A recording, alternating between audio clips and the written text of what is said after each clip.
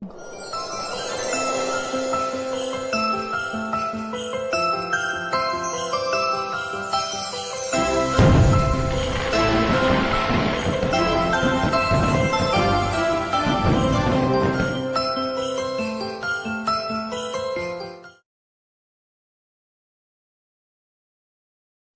to God in the highest.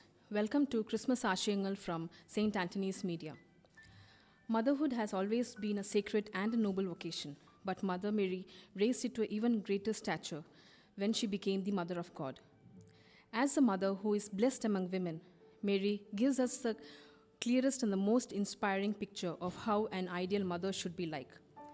We as women and as mothers have a perfect guide as Mother Mary herself to lead us to the pathway to come closer to God.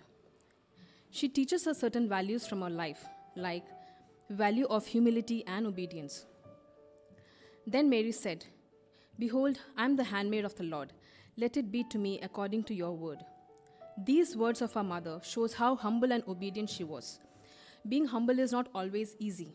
The Marian value of humility teaches us to let go of our selfishness, to be humble and obedient, and to become in tune with the ways and will of God. Another value is the value of trust in God. Mary instructs women on the importance of perseverance. As a role model to women, she teaches the importance of trusting the Lord. Mary heard the angel with acceptance. She knew God had a plan for her. Every mother should have the same trust in the Lord as Mother Mary. A woman that trusts the Lord and fears the Lord is blessed by God. The value of charity is yet another value she teaches. Mary placed herself at the service of others. In Mary's visit to Elizabeth, Mary's genuine charity is evident here.